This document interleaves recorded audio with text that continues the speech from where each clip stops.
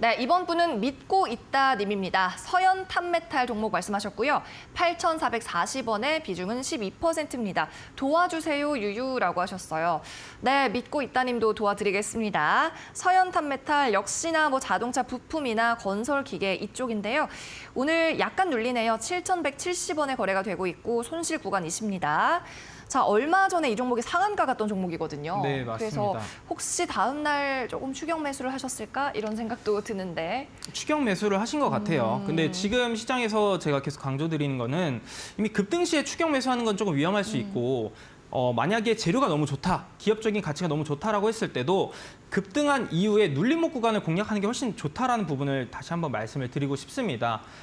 그래도 일단은 이제 서현 탑메탈에 대해서 좀 말씀을 드려보자면은 최근에 상승한 이유 자체는 아무래도 우크라이나 재건 관련주로서 부각을 받으면서 한 차례 상승을 보여줬다라고 보시면 될 것 같습니다.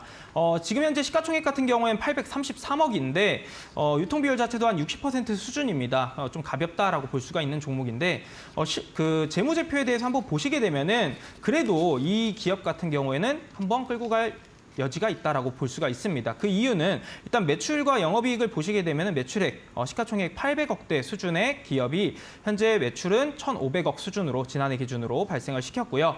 유보율과 마찬가지로 부채 비율도 한번 체크를 해보게 되면 유보율 자체가 1,170% 이상인 것을 확인할 수가 있습니다.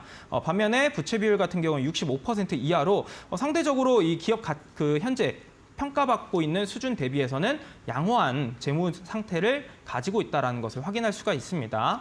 그리고 제가 지금 급등 시에 추격 매수는 좀 위험할 수 있다는 부분을 말씀을 드렸는데 그래도 서현 탑메탈 같은 경우에는 큰 흐름상에서 보시게 되면은 지난 2021년 4월 고점 대비했을 때 낙폭이 굉장히 컸습니다. 60% 이상 하락을 했고요. 해당 구간에서 제가 최근 강조드렸던 하방 경직 이후에 121선을 돌파해주는 또 이 돌파 시에도 마찬가지로 강한 거래량을 실어주면서 돌파를 했기 때문에 이제 물량 자체, 매물 자체는 상당 구간에 살아있다라고 볼 수가 있습니다. 다만 지금 최근 이 하락 추세 같은 경우에는 아무래도 이 거래량이 없는 것을 확인할 수가 있는데 이런 것들은 역시나 시장 영향에 의한 좀 조정이지 않나라고 생각을 해볼 수가 있을 것 같습니다. 그래서 만약에 지금 현재 지난 상한가에 안착했을 때 매물이라고 볼 수 있는 해당 7,000원 부분을 크게 이탈하지만 않는다라고 하면은 저는 한 번 더 기회는 충분히 올 수 있다라고 말씀을 드리겠고요. 일단은 비중 자체가 12%입니다. 그래서 일단 매수하신 금액 부분에 왔을 때는 비중 절반은 줄여놓으시고 이 왜 줄여놓으셔야 되냐라고 하게 되면은 해당 구간이 지난 2021년 9월, 10월, 11월경에 계속해서 돌파를 시도하다가 돌파하지 못했던 자리입니다. 그래서 해당 구간에서는 절반 정도는 축소를 해놓으시고 잔량을 가지고 대응하실 때는 9,400원 수준까지만 노려보자 이렇게 정리를 해드리도록 하겠습니다.